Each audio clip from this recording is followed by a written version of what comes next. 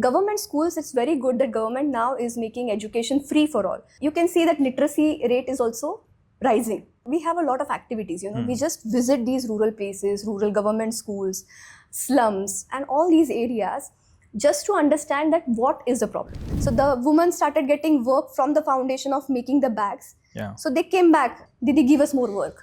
So, that stress was that, what work should I give them? Thing is, more than quantity, focus on the quality of work which you're doing. So don't run behind, okay, these many projects we have completed, these many people we have impacted.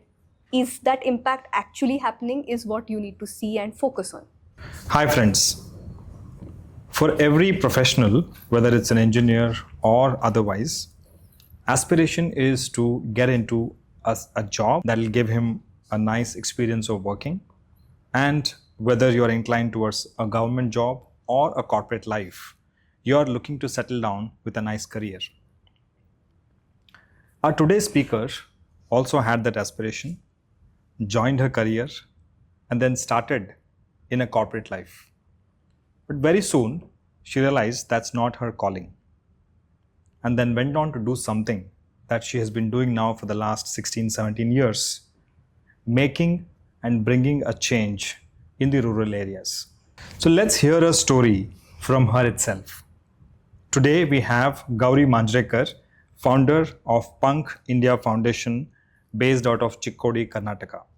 Welcome, Gauri. Welcome to our show. Thank you, sir. Thank you very much for having me here. It's a pleasure. Thank you, sir. So can you introduce us to your foundation, Punk India Foundation, the activities, the vision, the scale of operations and activities that you're involved in? Yeah. So 2008, when I left my corporate job, I came to Chikkodi. Chikkodi is my husband's hometown. So apparently I moved to Chikkodi, and that is when I decided that I have to start something which can help the society, basically the rural women and rural children. So my husband Sanket, he told me that whatever you want to do, you have to be correct on papers. Everything has to be very transparent. So first thing he asked me to do was to go and register. So I was very naive at that time. I just left my corporate job, and when he insisted, I went there. I remember going to this office which was there in the camp area in Belgaum that time. And I told that I want to register an NGO. So they asked me that what is the name? I was blank. I had no idea what the name has to be, Unlike others now, that when I see so many startups happening, you have proper plans, then you have everything first ready and then you execute it. It was not that way when I started it actually. So there I went and I thought, what can be the best name which I can give to my NGO? And I thought that when I want to give joy to others, why not name it as, Joy Group? Okay. But unfortunately, Joy Group, that name was not available. So then I thought, why not say it as Joy Bank Group? Okay. So it was named Joy Bank Group that time. So it was registered as Joy Bank Group in 2008. And what I decided to do was Joy Bank Group, as in people who had something to give, they could deposit the joy. And people who wanted it could withdraw the happiness. Lovely. So that was the concept with which I started basically at that time. So we started the activities. It is now rebranded as Punk India Foundation because 2014 we started Punk Handicrafts. So, just to have the same name continued, we renamed it as Punk India Foundation. Okay. So when I started, it was like a group of friends, and I had a corporate job. So there were a few colleagues who wanted to do something. Just a basic idea, go and help the society, which we thought is going to help the society. So, we went to many old age homes, and then we went to many places and, donated, might be saris, shirts, books, random things, which we thought is going to be useful for them basically. Yes. Until one day when I was returning back from one of my activity, I was just coming back, and then there was one construction site where I saw one lady who was carrying a huge pile of bricks on her head. Okay. And she was pregnant. So I could see, because I had that josh of becoming a social worker, I thought, why not go and ask her, why is she doing that work? It is very difficult, and why is she doing it? That was my question. It was long back, like 17 years back. So I went to her, I asked her, why are you doing this work? And she was a little angry. She saw at me and she said, what else can I do? Yeah. This is the only work I know. I have 2-3 children back there at home whom I have to feed. So if I have to feed them, I have to work. Right. And her husband was also alcoholic. So that actually struck, like what am I doing? Giving saris, giving things, is it going to help them?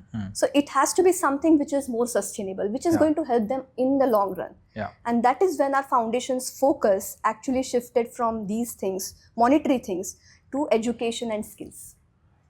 So our foundation is, it works on 3 pillars basically.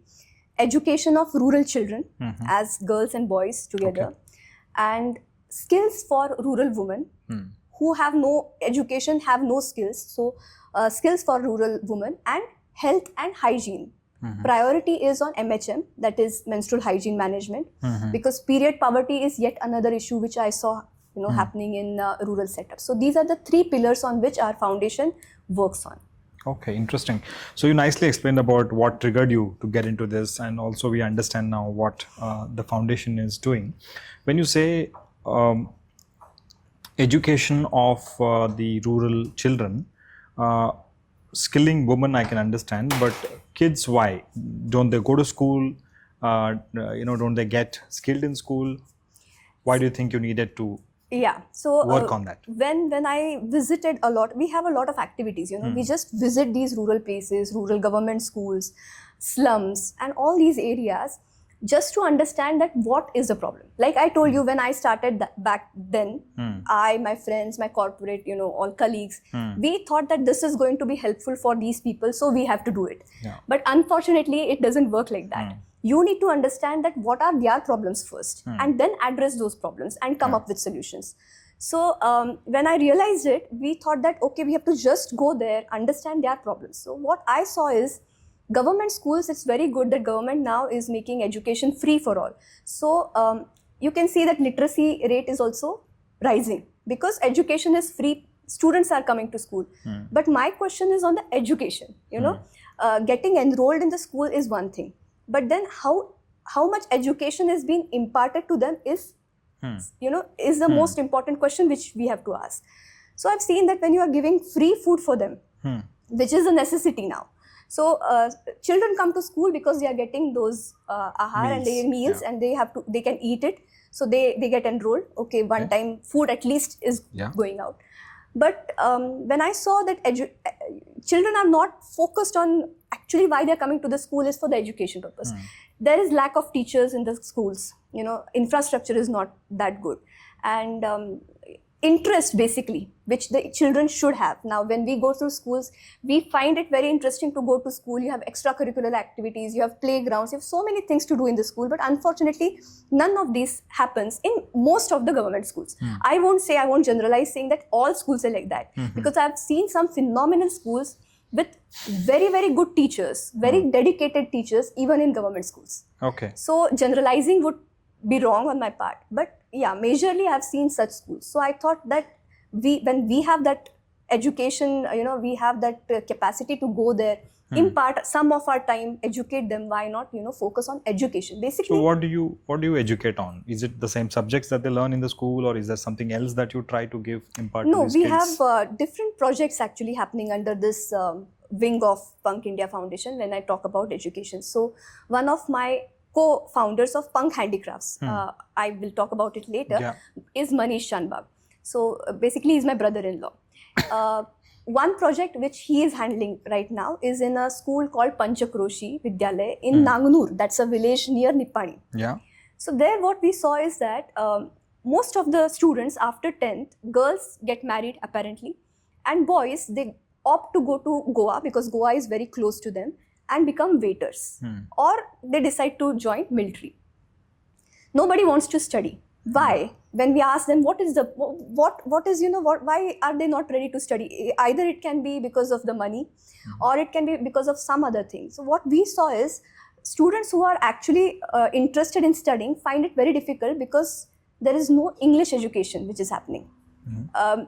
Most of the time it's vernacular medium, and when they go to higher education, it is becoming very difficult for them. Okay. It's not necessary, that English is not going to be like a focus. Only people who are studying in English medium are going to go ahead. Yeah. You will agree with me on that. Absolutely. Isn't it? But yeah, somehow we saw that, their confidence level sometimes reduces because of that. Then we thought, why not start something like spoken English classes, and then also train them on personality development. So Manish actually is leading this project in Panchakroshi. So we have one digital classroom setup, and one-to-one everyday classes happen, online classes basically for these students, where we have around 8 to 9 mentors from all around the globe who have joined us, and they take these classes for them. And we saw that the change in their basic personality or the way they spoke, even we asked them to join us here in Belgaum for a few workshops. Okay. They were happy doing that. Initially, they were hesitant because they thought that, how are we going to interact with children who are there from, city level. Yeah. So apparently that perception changed, that confidence level built up. So this is one of the major projects happening under the education wing. Another project is setting up of libraries. Okay. So what I saw is that, primary students basically, not just for government, I would say for anybody, in fact, for that matter, if you start reading books from an early age, like primary school, it becomes easier for them because, their world is very small. Yeah. Somebody actually had told me this story, the fish who is in the aquarium thinks that the aquarium itself is the sea. Is the world, yeah. They don't know the world outside. Correct. They never come to know the world outside because their teachers, their friends, and their immediate neighbors is the world what they see. So for them to understand what actually the world is, they should be able to read stories. They should be able to see, understand what is happening outside and how. We don't say that you have to have the mobile and then see all that. But yeah, libraries and the books which are required. So we started setting up libraries in these government schools with proper books. Okay. That is another initiative. Then we have one more called as Equipped. So if you have seen government schools, basically primary, 1st to 5th, they do not even have benches. Interior villages, Yes. government schools, they sit down. Rainy season, it's all water-clogged rooms where they sit. Because basically they are getting food. But then they can't sit, then how are they going to study? Yeah. So we have to also equip them with some things which can aid them for their education. So, mats basically where they can sit down. Books, notebooks, bags, and we also give them coats. We started it with winter session, like winter coats, but then we realized it's going to be helpful for them all round the year. So we give them coats because all their dresses are also torn. So they happily wear those coats and come to the school. So small initiatives, but which have bigger impact are the initiatives which we have started. Very, very interesting gap that you've identified and trying to bridge that gap. So if I want to look at the numbers, like, what kind of students are we talking about? How many students has the foundation touched so far in this last 16, 17 years? So And 17, also women. Yeah, 17 years, I would say it's around 7,000 people whom we have impacted. So when people ask me about this, there are organizations who have been working for just 5 years, who have done might be even more than 50,000 people. But I believe, more than quantity, I think the quality of what is getting changed is more important. So we are not focused on showing the numbers basically. Right. But that impact has to be there because we believe that if one lady or one child also has a good change in their life, the entire family and then the generations will change. So impact we can't calculate one Numbers. child is going to create one impact. It's going to be a family which is going to be impacted. So qualitatively, if you see 16, 17 years is quite some time. Yeah. So have you seen anybody that you interacted and impacted in the early years is coming back to the foundation or kind of giving feedback as to what he's doing, what she's doing? Yeah. Any such activity which you can highlight Yeah. on? Any success stories or something that made you happy? This is the person we helped in the early stage or whatever. Yeah, success stories, I have many actually. But, these are not very big stories. These are very small stories, but I thought that, even these small changes have impacted them in a very great way. So one story which I remember from very early years when we started, there was one girl called Akshata.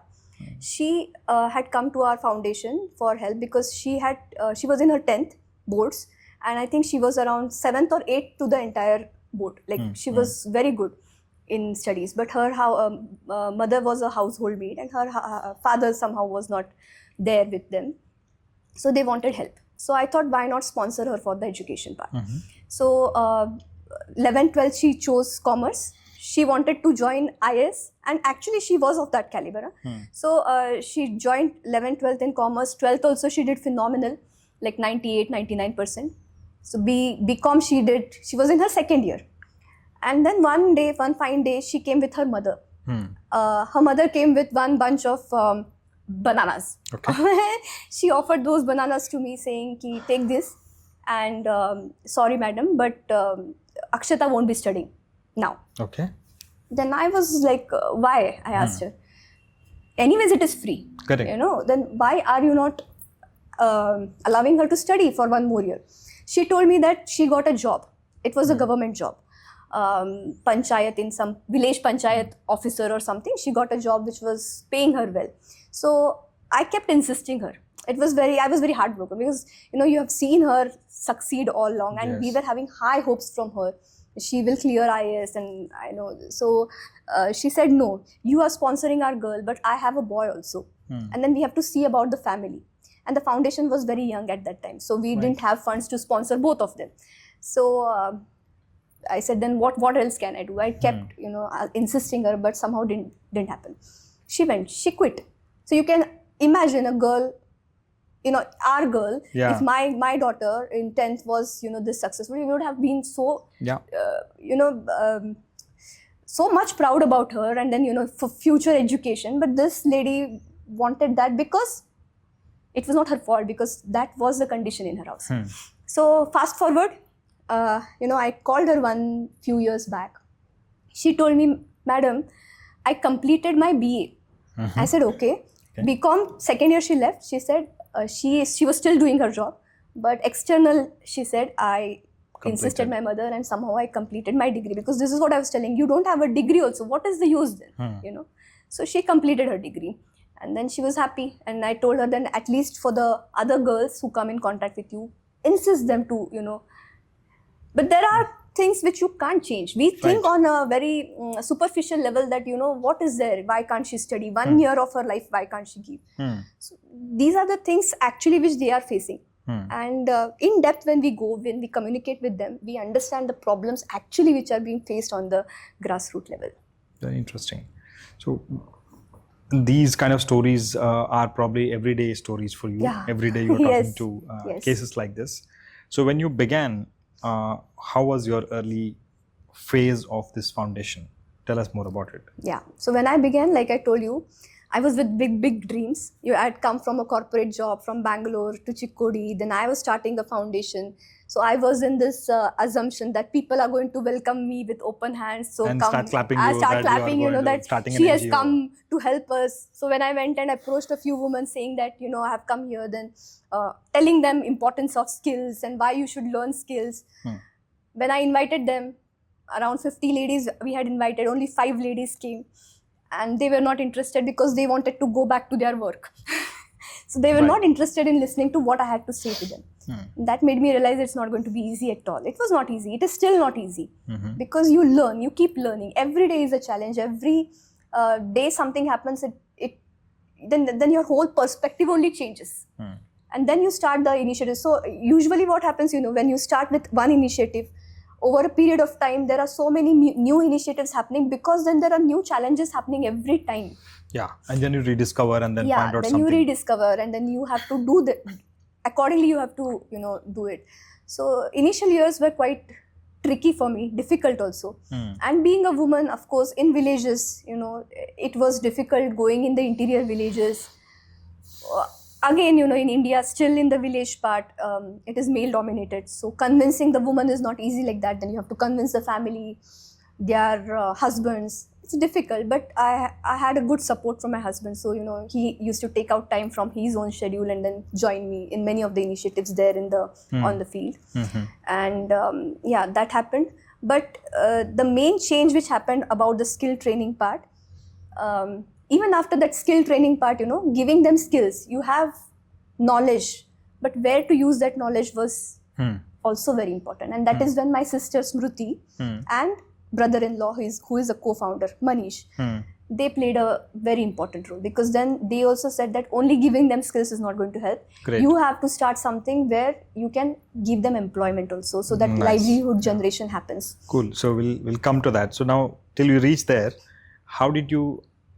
First of all, why NGO? Why not a company? Did you think NGO would be simpler and easier? That's the reason, or was there a thought given as to why it should be an NGO? No, see, this is what I keep telling everybody. Usually it happens the other way around. You have a company and then you have the NGO wing which does the social work Correct. part. In my case, it was never the thing. Like I told you earlier also, there was no thought process.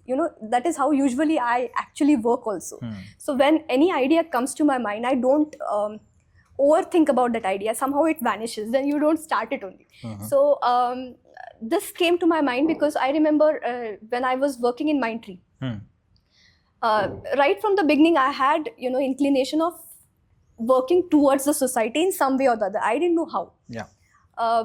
So that day, I remember there was one CSR initiative, and our company had taken us to Ramnagar, which is near Bangalore. And the company told us ki all you youngsters, trainees, go there, spend one day with the children there, tell them stories, activities, spend your time there.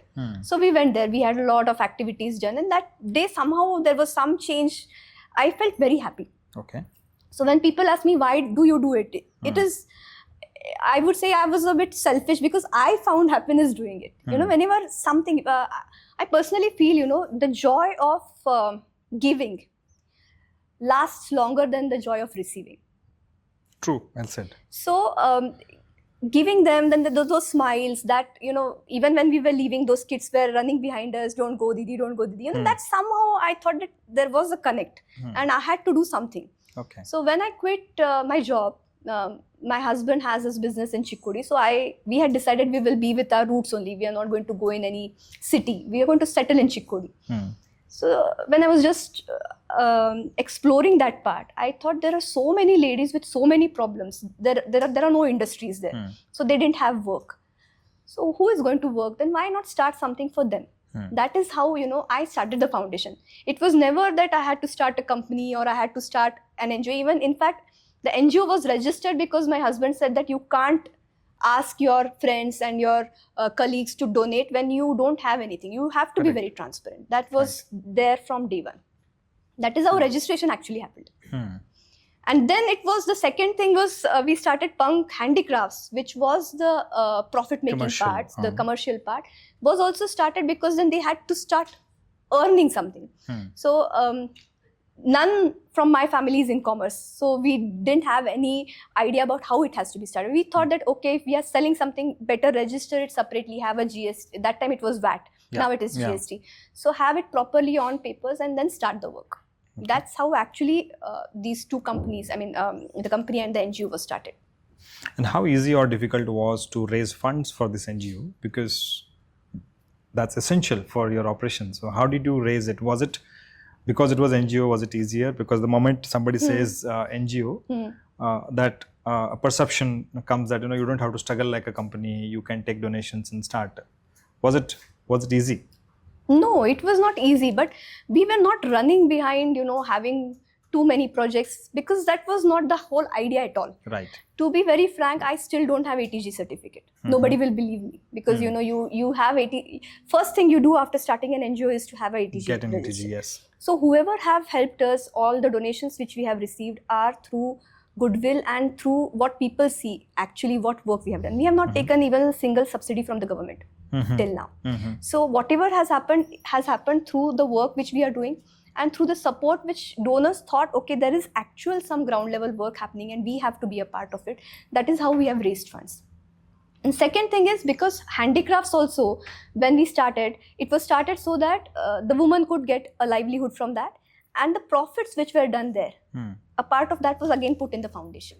Okay. So that was made sustainable. Otherwise, in the foundation activities, it becomes difficult raising funds. Right. So now we have applied, probably, hopefully this year, we will be getting the ATG also. But yeah, so funds, if you ask me, funds were only through goodwill and people who thought that, okay, work actually is happening. They donated us.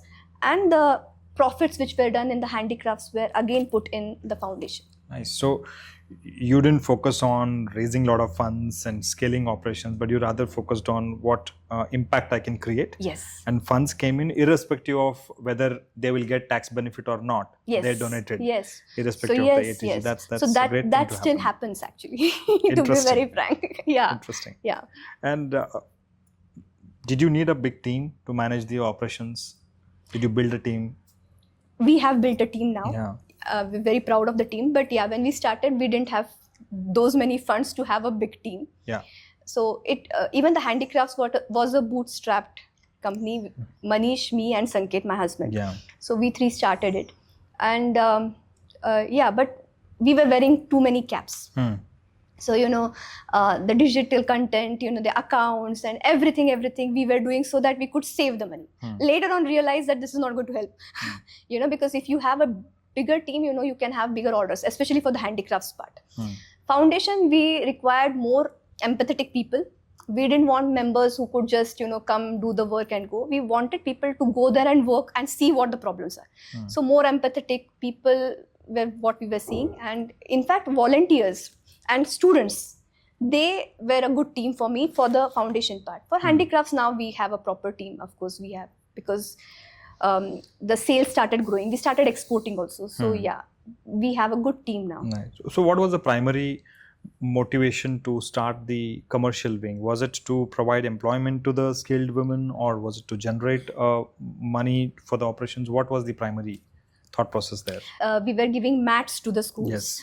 Then, compass boxes. So we thought, why not give them pouches? So then when we were discussing this, I, Manish, Smruti, and Sanket, then we thought that we are purchasing it from outside. We are giving skills to the women. Why not ask them only to make these products so that they also start earning? Why to give the money outside? Instead, we can ask the woman to do it and they start earning out of that. So then that thought process started. So, for that we needed machinery, in-house machinery, and then a setup for that. That's how slowly we started building it. And then we also realized that, okay, skill training, I remember we have given them embroidery skill training, pottery skills, everything. But none of them actually worked. I'll tell you why. Because if you have, it's your hobby. Like, for example, I like embroidery. I start doing embroidery and I get money. I'm happy for that. But the whole motto for starting this was their house has to run on the income which they are generating. And this is not something from which they are going to generate income. And then we realized that, okay, we have to bring them bulk orders. We have to get them bulk sufficient work for them. Yeah. So that's how, everything, whatever we have taken, all these steps, like I told you, have been taken because of the problems which we have seen coming in. So the women started getting work from the foundation of making the bags. So they came back. Didi, give us more work. So that stress was that what work should I give them? We had a few exhibitions also in Bangalore with those pottery and all. Somehow that didn't work out because we think that it takes a lot of time for those painting parts, and that much returns actually they don't get. So then we started approaching a lot of corporates for their uniforms, and that's how slowly bulk orders started coming in and they started getting work. Did you not look for placing them somewhere, getting them jobs in other companies, factories close by? Was that also an attempt? Yeah. We are doing it right now because like I told you, too many women we have trained. It's highly impossible for us to absorb everyone. So we started, placing them in different garments. Some of them actually have become micro entrepreneurs themselves. They started their own business. They started stitching, and then for their own locality they started doing it. Because the entire purpose of this skill training is you start working and earning. Don't be dependent on anything which is free. Right. Yeah. Cool. So I understand how in a very inorganic way everything started, or rather organically it started building and then taking shape.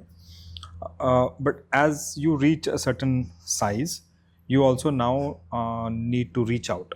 More reach out, more spread of the word, and getting yourself marketed even though you're an NGO. So how did you take up this journey of it's also in a way sales, right? Even though you're not Yeah. running a company, it's actually you have to sell yourself and Yes. get yourself to the next level. So what was that journey like? How did you manage? Did you plan active marketing campaigns or reach out programs No, to get noticed? I remember 2008 was the time when I first was selected for an award. Uh, and when I received that award, I got a little coverage on our own All About Yes. Belgaum, and then a few papers also.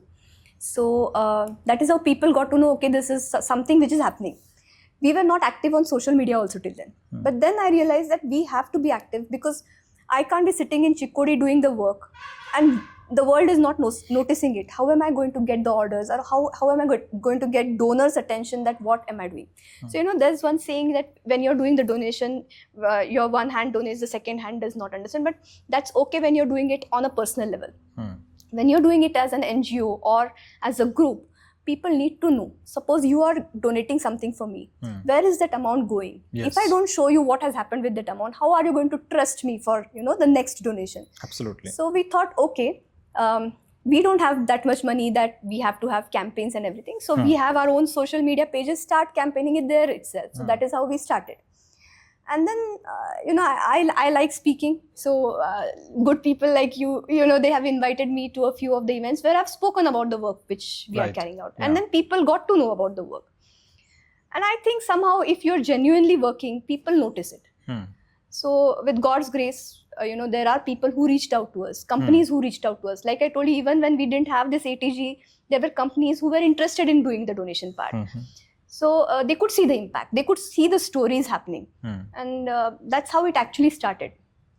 Great. And when you were building this organization along the way, did you, of course, there will be few who would be wholeheartedly supporting you, but did you face challenge with respect to downplaying by people around and saying, why are you doing it? Have a happy life. Your husband is anyway working. Why should you struggle?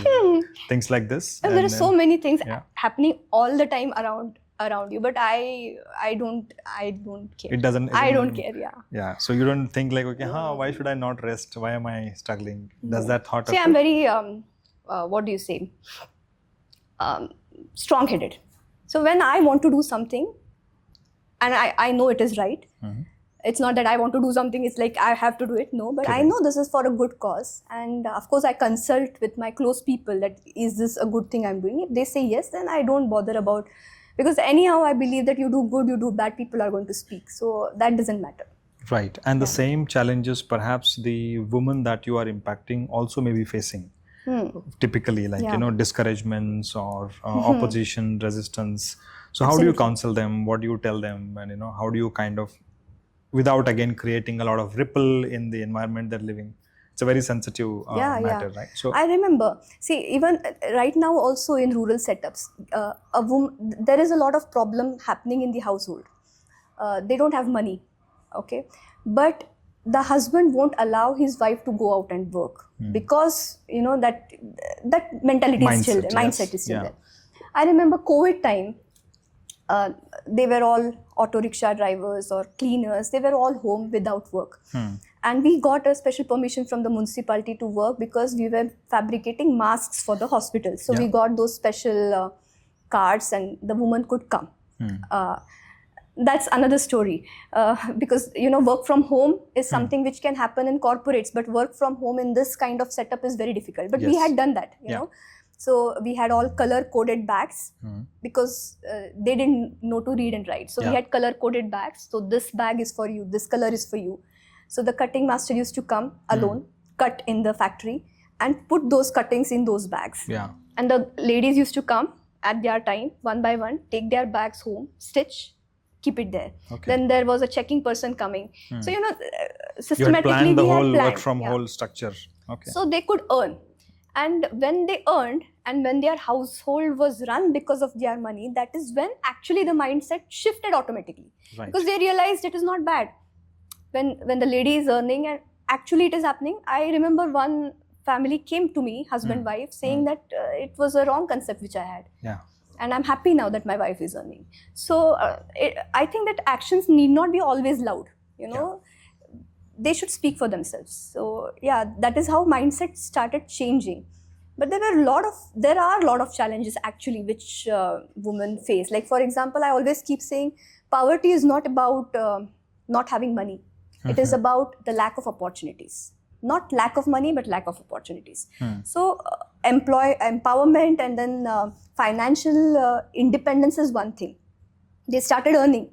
COVID time itself, they started earning money they had, but they didn't know how to manage the money or to save the money. Yeah. You know, after the lockdown was lifted, the first thing which was started was all liquor shops. I remember one lady who worked day after day with us. She came back to me after that day and she had all bruises. So her husband bet. Okay. You know, and she was crying. They have a very bad habit. They don't want the money in the bank. So financial literacy is very important because you have that santi, you know, every week you have that bazaar day where they want to go with the money. So they say, no, we don't want money in the bank. Again, because the husband can take that money. So they think putting it under the bed or in the rice dabba is safer for them. So he found out that the money was under the cot. Yeah. So he took the money, full 1 month, 2 months money, and he spent it in matter of 15-20 minutes. It was gone. So when she, you know, resisted and asked, she got a beating. And that is when I tried to convince them, see, this is what is going to happen. So safer thing is have it in your bank. Then we collaborate with banks also. They come and tell them why it is important to have your bank account. So then that mindset also shifted. So mindset shifts, but then you have to experience it like this. Yeah. So it has to be through a hard experience. Yeah. Then that will make us see the other side of the story. Yes. And it's interesting how your subtle actions in impacting at grassroots level, real grassroots level, is making them change their belief system, their perceptions, and their understanding in whatever area you are impacting. It's amazing. And when you look at this whole journey, right? How much did awards, recognitions, and platforms play a role in did it matter to your self morale, motivation, and looking at the future? B, did it help the vision of the foundation? See, I personally feel that there are many people who say ki why awards, but actually, like I told you, 2018 when I got my first award, you know, like you asked me, right?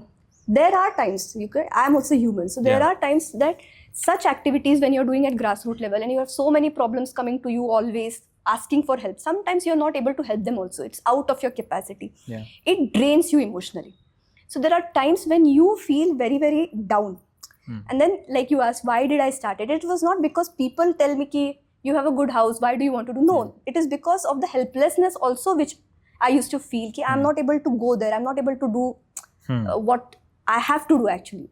So when you get recognized sometimes, that of course it kind of boosts your morale. Okay, you are getting recognized, your work is going in the right direction, otherwise why will people call you, isn't it?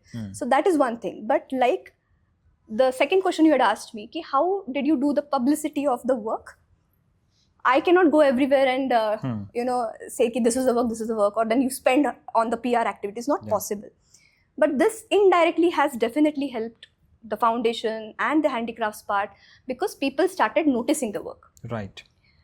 And that is very important, because I'm not there in the mainstream, I'm not there in the city level where people see me every day. We are only working through such recognitions and platforms. Then people get to know, then you have a wider scope also for that matter. And then more than me, actually the ladies are very happy. So abhi zyada kaam aayega. That is what they keep telling me. Okay. Yeah. So would it matter if these recognitions are not there? Would it matter anyway to you as a person? No, frankly, no. And what would keep you going? The ladies. The recognition from the families, like that husband who came to me saying ki yes, the perception was wrong, you were right, and this is what I changed. Those are those would actually motivate the me. Actual awards. Yeah. Cool. And what is there in store for the foundation in future? What are the plans both for the handicrafts and this? Now you've created a circle that kind of sustains each other. Yeah. Because the foundation recognition brings more need, and the handicrafts can produce more and kind of this. So what next? We are working on MHM basically because period poverty is something which is not spoken a lot, and this is a very real problem happening in the rural parts. So I'm a part of Gramalaya, which is an sanitation NGO in Tamil Nadu. Okay. And 2019 was the first time when all NGOs and doctors and decision makers, we all joined together to see ki how we can have impact on ground level to eradicate this period poverty in a sustainable fashion. Because there are two things to address here. One is the period poverty. Second is the use of plastic, which is going, a lot of plastic being used for menstruation through those pads. So those things had to be addressed. So this is another segment which we are working right now. And we are manufacturing those reusable pads again in Punk through the ladies whom we have that was my trained. question. So are you making it in the foundation? In the handicrafts, we are making it. Okay. Foundation, we are providing it free of cost, collaborating with a lot of people so that impact can be done in the interior level. Like we are collaborating. Basically, I believe that if you want to walk very fast, you walk alone, like Ratan Tata said, right? But if you want to walk long, you have to walk together. So we are looking for collaborators with whom we can collaborate and then reach the interiors where nobody has reached. Basically, our focus is to reach the unreached. So long way, right? 16, 17 years of journey. And I have visited your office, so I know the level of recognition that you have received globally. What next for foundation and for you as a person? What is it that you are envisioning ahead? Yeah, so for the foundation part, we are actually actively working on the MHM perspective. MHM, because period poverty is an issue which is not addressed in many of the places. So we thought, we have been a part of Gramalaya, which is a sanitation NGO from Tamil Nadu. So 2019, they were the ones who actually started this first MHM summit in India in collaboration with the government. So a lot of NGOs, we became a part of it. And every year we meet to understand that how can period poverty be, taken care of at grassroots level. And the second issue which we were trying to address here was the use of plastic. So you remember 2018-19 we had floods here. Yes. So very bad floods. Yeah. A lot of floods. Even in that area nearby Chikkodi also, a lot of floods were there. Yeah. I think you were cut off practically from from everywhere. Whole main road. Yeah. And it was very nice to see that the amount of people who were coming there with help. Trucks of help were coming, Even students were coming, NGOs were coming, institutes were coming because they wanted to help. But again, it was the same thing, because they thought it is going to be helpful for them. That was they did that. Yeah. So they got a lot of packets, sanitary pads which were there. So if you remember, first time when water was clogged everywhere, second time again in that area, water was clogged. Not because of the rains, but because of the plastic bottles. Okay. Because they were also giving them plastic bottles, water was needed, and the sanitary pads. So because the ladies didn't know how to use it properly, or how to dispose it properly. Yes. So that was another issue which was seen at that time. And the same year was this MHM summit which happened. So we thought, okay, we have to actively, work on this part. We were anyways working on that. We manufacture these reusable pads. Okay. So it's been almost like 9-10 years that we are doing it. But then we got one direction because it was just we thinking, and then the whole people coming in the summit, and then the pros, the cons, and the what to use, what not to use. Then there were gynacs also there present. So we got a lot of understanding and educated about this whole concept. And so every year we meet now. So is it something Punk is doing is a new thing that Punk is doing, or is it being followed now at the national level or global level? Yeah, it is being followed at a national level. National level because again, rural India is what we want to focus through the foundation right now. So national level, I have now become an ambassador also, goodwill ambassador for the MHM part of Gramalaya. Nice. So it becomes easier now because then you have the resources also to understand and the direction, like I said. One man versus so many people who are there with you for that work. So MHM is another part. And again, like I told you, there's constant changes which are happening in the foundation work, because there are too many people, too many places to reach. 7,000 is not a number actually which has to happen, but yeah, we want to reach more people. For that we need more support again. So hopefully this year will be done with the ATG part. So probably CSR funds is what we'll be looking for, so that we have a bigger impact now in terms of the foundation part. Handicrafts, we are now even exporting the products. Uniforms segment which we are doing is hospitals, corporates, institutes. So in this segments we have already started, and then we also have this custom made gifting solutions which we are doing. So getting more orders for the ladies, so that we can absorb more ladies again.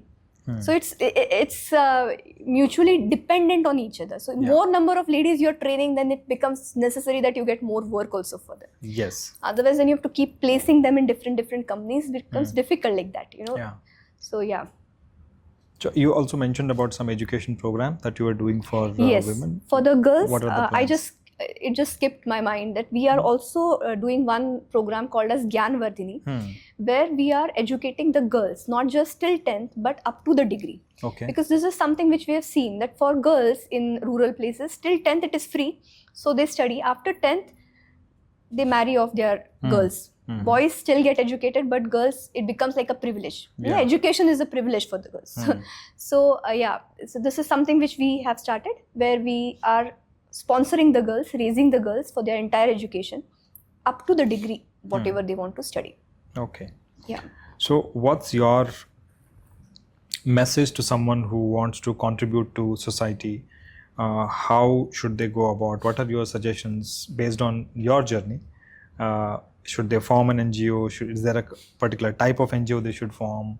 And how do they begin their journey of going for the NGO part? Yeah, the social entrepreneurship. I think the first thing is be transparent with your donors. Very important that whatever funds you're getting is because somebody has also earned it and wants to do for the society. So be transparent with the kind of work you're doing, and then that connect automatically will happen. Second thing is, on documentation level, you have to be very correct, because there are a lot of documentation now. After 17 years, I see 17 years back then when I had started, it was a society. Now we have changed the configuration to Section 8 company, Section 8 NGO. So that is also important, because then if you want to have funds like CSR funds or then the foreign funds, it is very mandatory that you have all these documentations in place. So it's very important that way. And my work thing is, more than quantity, focus on the quality of work which you're doing. So don't run behind, okay, these many projects we have completed, these many people we have impacted. Is that impact actually happening is what you need to see and focus on. Okay. Yeah. So you're saying first decide on the area that you want to work on, draw a matrix of real impact, what real impact you want to do, and then execute to get that matrix in place. Yes. So you don't have to have this 17 years gap like I had, just to rush, and then it was not a planned thing. But I feel that if it was more planned, it would have been more impactful also. Okay. So yes, you need to have all plans in place, what you want to do, how you want to go ahead, the documentation part, and of course seek help. Very important. Talk to people who have already done it, get their help, get their ideas, and then start. And would you suggest someone who want to start, should they think of starting NGO and a commercial activity in the beginning itself? What's your learning? Or first they can start with NGO and then they should think of, or the other way around? What is a good thing to do? See, whatever you do, it has to be sustainable, because everybody will have different perspectives. Like we started just after college, within a year only I had started it. So very naive at that time. Suppose somebody who is 40, 45 years wants to start an NGO, he already might be having a lot of connects, and then you start an NGO, it becomes much easier for you because you already have connects, the details. So what age you start, with what purpose you start. So like, what is the aim behind starting an NGO? Like there are a few NGOs who have been working for animals, which have been started for trees, for rivers. So there are so many NGOs, and different tangents are different. So we cannot decide like how are you going to get commercial activities in those NGOs. Right. Here, because skills is involved, the commercial aspect had to be there. Otherwise, it wouldn't have been sustainable, to be very frank. Right. NGO wouldn't go this 17 years long if the woman would not have got work. For example, I'm telling you, learn a skill. What with that skill? What to do with that skill? If you don't have work, why will anybody learn? Yeah. So to make it successful, I had to bring this commercial aspect also in it so that the livelihood would be generated. So it was a win-win for the NGO also and for the woman And for also. this woman. Yeah. So building an organization, whether NGO or a company, it takes a lot of efforts, multiple dimensions of issues and challenges. And every day morning, you can expect someone to come with some strange problem and you have to start working on it. In all this, how is the inner self, the inner person, Gauri as a person? How do you maintain that balance of the house, being a pleasant person at home, and being a resourceful person at your workplace? What do you do? Is there something that you practice? Is there something that you do to keep yourself balanced and peaceful? So this is also something which I've learned. As women, basically, we want to be perfect in whatever we do. So I want to be a perfect mother. I want to be a perfect person at my office also. I want to be perfect in the presentation which I make. And I can't say no to anybody. This is somehow there in the back of the mind every time, which used to cause a lot of stress, basically. Because sometimes, like, there were people coming to my office with some problems and I couldn't go back home, where my kids were waiting for something which I had to do there. Or there were times when my kids needed me there at home and I couldn't be there. So balancing was very difficult. It's still difficult. But now I have realized that it is okay not to be perfect. You need to keep going with whatever that day demands. I think that day you take one day at a time. And that is how I have learned it. I can't be perfect. I don't want to be perfect, but I want to be there whenever needed, in the office or at home. So whatever that day's priority will be, I have to work accordingly.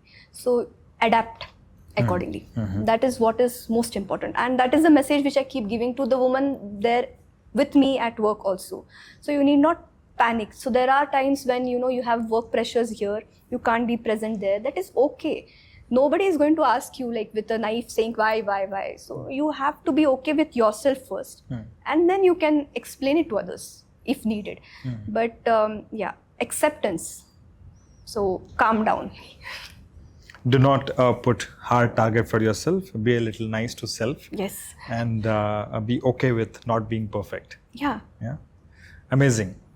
Thank you very much, Gauriji. It was a pleasure talking to you. Same here. Interesting things about what work you're doing and how you have traveled this journey. Amazing work there. All the best for all your future endeavors. Thank you. And look forward to meeting you again. Thank you very much, sir. Thank you. It was nice, actually. There are very less times when you, stop and then you see back. You always keep seeing what next. So sessions like these make you, you have taken me back in the memory lane and then realize what all I have come through and how far I have come now. So thank you for making that happen. Pleasure. It was my pleasure interacting with you. Thank you, sir. So friends, that is Gauri Manjrekar and Punk India Foundation. Amazing work happening at one small corner of this district of Belgavi, but reaching out to across boundaries, across borders, telling this story and making a difference in the area that she's living. More stories to come in. Stay connected, stay tuned. Till then, bye-bye.